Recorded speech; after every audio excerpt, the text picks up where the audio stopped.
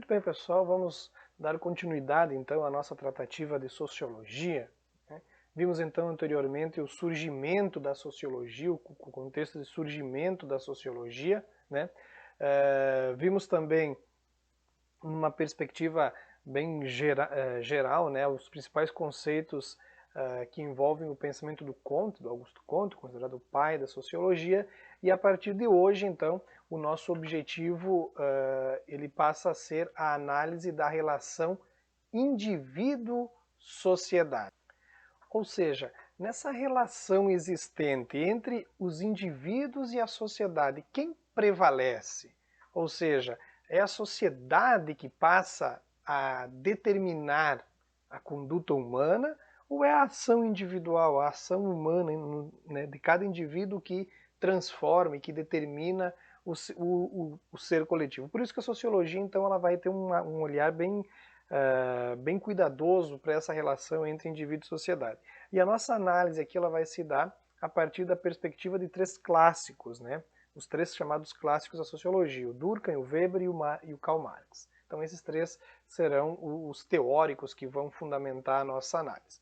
Antes disso, então nós vamos poder partir da seguinte pergunta, né? Nós vamos partir do seguinte: o indivíduo ele pode determinar as suas ações ou é a sociedade que impõe padrões, impõe ideias, impõe valores inescapáveis ao indivíduo? Entende?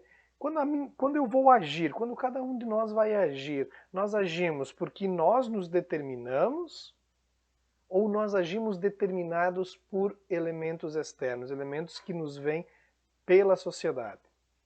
Tá? Então, antes de adentrarmos na análise dos clássicos, nós podemos ver aqui, ó, por exemplo, que a vida em sociedade ela exige que os indivíduos se ajustem, né, a comportamentos, valores e padrões. Ou seja, de acordo com o meio social que eu estou inserido, no meio social que eu estou compartilhando naquele momento, a sociedade acaba exigindo de mim determinado comportamento, determinada vestimenta, determinada maneira de se portar socialmente, ou seja, se eu estou lá no ambiente religioso, do meu culto religioso que eu frequento, se exige de mim um comportamento, né? Se eu estou lá com os meus amigos, lá na festa, o comportamento é outro. Se eu estou no trabalho, o comportamento é outro. Ou seja, os meios sociais eles acabam, né, nos colocando algumas formas de agir, de se comportar, alguns valores que têm que ser assumidos e aceitos naquele padrões de conduta, né? A sociedade, muitas vezes, ela vai se utilizar dos meios de coerção social, nós vamos ver. Existem determinações gerais que nós devemos agir e para que nós ajamos daquela maneira, muitas vezes ocorre uma certa imposição, uma certa coerção, ou seja, o indivíduo ele é obrigado pela sociedade a agir daquela maneira, porque se não agir, ele vai sofrer muitas vezes uma punição, né? Uma punição legal, muitas vezes uma punição no trato social por não agir daquela maneira, respeitando aqueles padrões determinados. As regras que nos regem, independentemente da nossa consciência que temos dessas regras, elas são denominadas de estruturas sociais. Então, uma estrutura social é esse conjunto de regras que muitas vezes norteiam a nossa ação, as nossas ações, sem que nós nos damos conta de que essas regras existem. Nós entramos no automático muitas vezes. O aluno acorda de manhã, pega o uniforme, põe o uniforme e vai para a escola. Existe uma estrutura social que me obriga a usar o uniforme. Estas regras, né, usar o uniforme, né, fazer tantas coisas que normalmente a gente faz de maneira automática, sem precisar tomar consciência disso, refletir disso, automaticamente, são as chamadas estruturas sociais. O fazer o silêncio, né, retomando aqui, né, lá durante o culto religioso, fazer silêncio. Né? Ou seja, é uma estrutura social que está posta aí e que o indivíduo ele vai agir de acordo para se adequar àquele momento. Okay? Então, diante dessa primeira perspectiva, nós podemos fazer essa análise.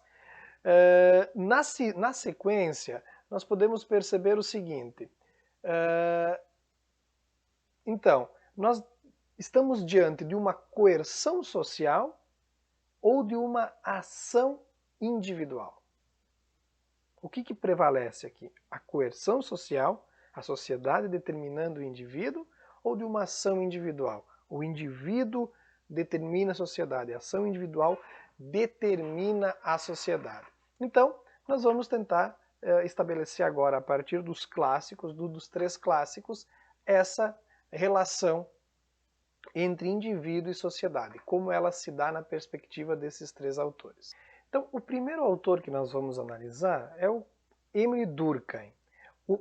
Para o Émile Durkheim, ele vai afirmar que a sociedade, ela determina o indivíduo.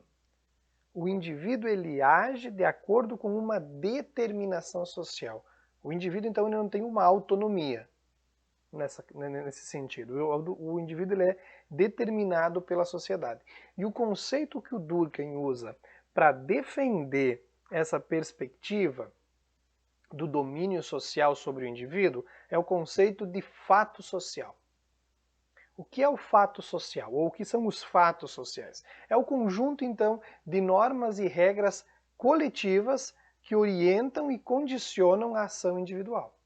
Então o Durkheim vai dizer, a nossa sociedade, né, que já existe antes de cada um de nós nascer, ela constitui regras, ela constitui normas, né, coletivamente, e os indivíduos que vão chegando nesse mundo, né, que vão nascendo, quando nós nascemos, nós nos submetemos a essas regras, que são coletivas. Para a coletividade, essas regras é considerado o que é o certo, o que é o bom, o que é o justo, e nós nos adequamos a isso. Então, cada núcleo social vai constituir os seus fatos sociais. E o interessante é que o Durkheim ainda vai dizer o seguinte, olha só, e esse fato social, esse conjunto de regras, de normas que nos condicionam, que nos determinam, eles possuem três características básicas, fundamentais. Primeiro, os fatos sociais são exteriores ao indivíduo, ou seja, não parte do indivíduo, elas vêm de fora. Elas vêm de fora do indivíduo, é a coletividade que coloca essas regras.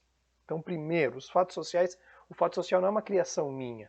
O fato social é um elemento coletivo que acaba determinando e compondo a minha personalidade, compondo a maneira como eu tomo as decisões, porque eu vou tomar decisões, na maioria das vezes, de acordo com o fato social, porque eu sei que se eu não tomar de acordo com o fato social, eu sofro uma punição social.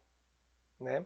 Então, primeiro, eles são exteriores ao indivíduo. Depois, eles são coercitivos. Existe uma coerção, existe uma obrigatoriedade. Essa coletividade me obriga, de uma forma ou de outra, a agir. Quando esse fato social se transforma numa lei, né, então existe uma coerção legal, ou seja, o Estado, a polícia, a justiça, ela pode me obrigar a agir dessa maneira. Quando esse fato social não é uma lei, é uma construção coletiva pura e simplesmente, e está aí de maneira tradicional naquele núcleo social, né, então eu posso sofrer uma punição social, eu posso sofrer uma punição daquele grupo, não que eu vá sofrer um castigo, né? Existem várias maneiras de se punir um indivíduo no grupo, deixando ele mais de lado, né? Não considerando a sua presença, enfim, são, né? Ou ele ele é vítima de chacotas, de piadinhas, né? De fofocas, enfim, acaba sendo uma punição, o indivíduo acaba ficando meio deslocado no meio social. Então elas são coercitivas, elas obrigam. E por fim, elas são gerais, elas se aplicam a todos os indivíduos daquele grupo social. Um fato social não é exclusivo para mim, ele se aplica para todos. Tá? Então eles são exteriores, eles são coercitivos e eles são gerais. O fato social, para Durkheim, é o que por excelência explica o fato de que a sociedade determina o indivíduo. Além disso, o Durkheim ele vai abordar outros dois conceitos, que é o conceito de solidariedade social, primeiramente. O que é solidariedade? São laços que unem os indivíduos. Tá? Aí solidariedade social, ou seja, laços que unem os indivíduos a uma coletividade. Tá? Quando esses laços que unem os indivíduos a uma coletividade, eles se dão por meio de semelhança entre a consciência dos indivíduos que vivem naquele meio social, nós estamos diante de uma solidariedade mecânica, o Durkheim ele vai dizer. Que ela é mais básica, ela é mais elementar, ela se forma ao natural, ou seja, a solidariedade mecânica é a solidariedade que existe no núcleo familiar, por exemplo. Porque existe uma semelhança de consciências, de pensamentos. A galera do grupo religioso, né? O grupo de amigos. Por quê? Por que eu formo um grupo de amigos? Porque, querendo ou não, existe uma semelhança de consciência naquele grupo. Então eu formo um grupo de amigos. Né? Então, é a solidariedade mais mecânica, ela acontece meio que automaticamente. Tá? E uma outra forma de solidariedade, essa sim muito mais complexa e muito mais importante para o Durkheim, é a chamada solidariedade orgânica, que ela acontece quando ocorre uma consciência da interdependência entre os indivíduos. Os indivíduos eles percebem que eles precisam um do outro, mas isso ocorre de maneira consciente, não é mecânico como a primeira. Ela é consciente, ela tem uma organização, uma organizacionalidade. Então, aonde que isso ocorre? Para o Durkheim, a solidariedade orgânica ela só ocorre no trabalho a partir do advento do capitalismo. O trabalho no capitalismo, ele gera solidariedade orgânica. Por quê? Porque os indivíduos, eles percebem que existe uma interdependência entre os indivíduos. Por isso que o Durkheim ele faz uma análise muito positiva do capitalismo, por exemplo. Porque ele vai perceber nele, o principal ponto de positivo que o capitalismo vai ter para o Durkheim é o fato dele gerar solidariedade orgânica, essa consciência da interdependência, ou seja, o indivíduo lá na linha de montagem, por exemplo, cada um fazendo uma parte do mesmo produto, né?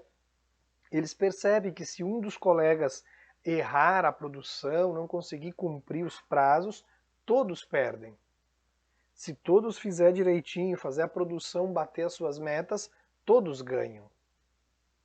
Então por isso o Durkheim vai dizer, vai se criar ali uma interdependência, a noção de interdependência com indivíduos que até então são desconhecidos para mim. São colegas de trabalho, não tenho um grau de amizade com eles, de familiaridade, mas eu percebo que, aí eu faço perceber que um precisa do outro para conseguir alcançar os seus objetivos.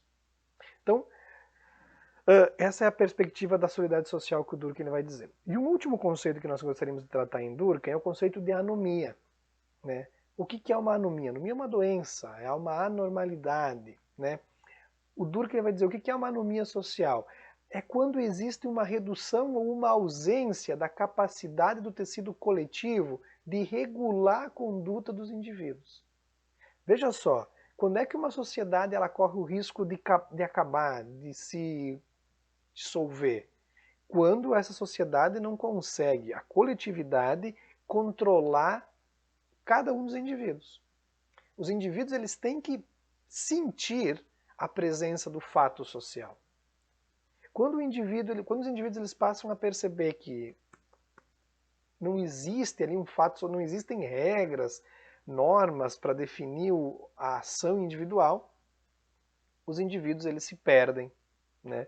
Os indivíduos eles se perdem e a sociedade ela corre o risco de romper. Então aqui nós vamos ver que aquele ditado popular que cada um cuida da sua vida, né? Para o Durkheim ele vai dizer isso está tudo errado. Todos têm que cuidar da vida de cada um.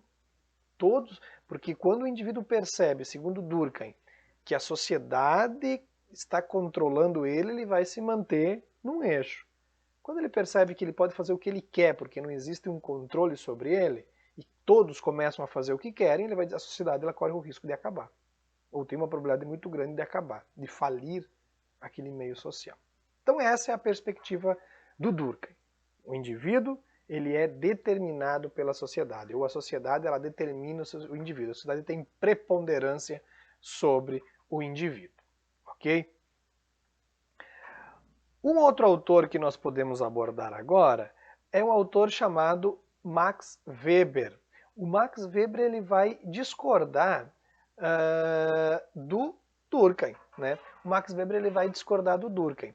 Por quê? Porque o Max Weber ele vai dizer o seguinte, não, é o indivíduo que vai determinar a sociedade. É o indivíduo que vai ter preponderância nessa relação indivíduo-sociedade. E com base no que ele vai afirmar isso? Ele vai dizer, o conceito central aqui é ação social. O Durkheim, fato social. O Weber, ação social. O que é uma ação social? Uma ação social ela vai se constituir aí como ação que parte da interação do seu autor em relação à resposta que ele deseja do seu interlocutor. Ou seja, é a ação que eu pratico, que eu faço, tendo sempre presente o que eu espero de resposta do outro indivíduo ou dos outros indivíduos, da coletividade que está na minha frente. Então, quando eu estou dando uma aula aqui, né, segundo Weber, eu pratico uma ação social porque a minha ação aqui, ela espera que ocorra uma reação nos indivíduos para a qual essa aula se destina. Eu espero que eles escutem essa aula, que eles façam as anotações, que eles façam as ponderações, tudo isso eu espero que aconteça. Ok? Então, o que nós podemos... como é que o fato social ele se apresenta? O Weber vai dizer, olha só, a ação social, como é que ela se apresenta? O Weber vai dizer, a ação social ela se apresenta de 4 maneiras. Existem 4 formas de ação social. Né? Primeiro, a ação social ela pode ser tradicional. O indivíduo ele pode agir no sentido de transformar a sociedade de maneira tradicional, ou seja, ela vai ser motivada por hábitos, né, por costumes, hábitos que estão bem fundamentados, bem, né, arraigados no indivíduo. Né? Então, de acordo com esses hábitos, né, que eu herdei lá da minha família, muitas vezes, né, esses costumes que tem a ver também com a tradição, com a cultura em que eu estou inserido, tá? Eu posso agir de acordo com esses hábitos, com esses costumes. Quando a minha ação ela tem essa motivação, ela é uma ação tradicional. Ela pode ser também afetiva, que é o segundo ponto. A ação afetiva ela é determinada pelos afetos, né, pelos meus estados emocionais. Muitas vezes as pessoas agem motivadas por estados emocionais, por momentos afetivos que vivem, ou seja, a pessoa que está apaixonada vai para o trabalho de um jeito, né, rende de uma maneira, porque, né, vive uma situação particular, amorosa lá, né, que o deixa muito tranquilo, muito bem. Né? A pessoa que está com raiva, né, porque o time perdeu, que está com raiva porque foi traída, né, ela tende a agir de outra maneira. Né? Quando isso acontece, estamos diante de uma ação afetiva. A terceira forma, ela é chamada de racional orientada a valores. Então, o que é isso? É quando o indivíduo ele age pensando, ele age consciente daquilo que está fazendo, mas a ação dele sempre leva em consideração valores que são importantes para o indivíduo. Veja que a tradicional ela acontece sem a tomada de consciência do indivíduo. Eu faço isso porque é costume fazer, então eu faço. A segunda também ela não tem um grau de consciência, porque é uma ação que vai ser tomada, impulsionada por questões mais irracionais, ou seja, os afetos, os estados emocionais. A terceira ela é racional orientada a valores. Eu vou fazer isso porque conscientemente eu acho que isso é certo, isso para mim é um valor, então eu tenho que respeitar esses valores. Eu nunca vou contra algum valor meu, né, que é valor para mim, numa ação racional orientada a valores. Então, muitas vezes eu almejo subir ou alcançar um grau, um estado de maior relevância lá no trabalho, né, de maior destaque, um cargo superior, né, eu sei que abriu uma vaga, mas eu vou fazer tudo dentro daquilo que eu considero ser certo. Eu não vou trapacear, eu não vou passar por cima de ninguém, porque eu não acho certo isso. Então a minha ação ela vai ser pautada por esses princípios, por esses valores. E a última forma de ação social é a racional orientada a fins. Ou seja, eu tenho um fim, eu tenho um objetivo, e eu vou ter que fazer de tudo para alcançar isso. Se eu precisar burlar um valor, eu vou burlar um valor, algo que é valor para mim. Tomando o mesmo exemplo, eu quero subir de função na empresa, ganhar mais, aumentar o meu salário, tá? E se precisar trapacear, eu vou trapacear porque eu quero o fim, eu quero o objetivo, tá? Então, o Weber, desculpa, ele vai dizer, a ação social é aquilo que determina a sociedade. O indivíduo determina a sociedade porque ele é motivado pela ação social, tá? Ele vai agir tradicionalmente, afetivamente, racionalmente orientado a valores ou racionalmente orientado a fins, ou seja, ou talvez ele vai juntar, né? Ele pode ter um impulso afetivo, mas né, ele vai pensar numa questão e vai objetivar alguma coisa. Enfim, ele pode mesclar duas dessas formas de ação social. Pode ocorrer isso também. Ok? Então aqui temos as 4 formas de ação social. E por fim, nós temos aqui um terceiro autor, o Karl Marx, e o Karl Marx ele vai dizer, não é nem só a sociedade que determina o indivíduo, nem só o indivíduo que determina a sociedade, ambas determinam-se mutuamente, reciprocamente. Tá?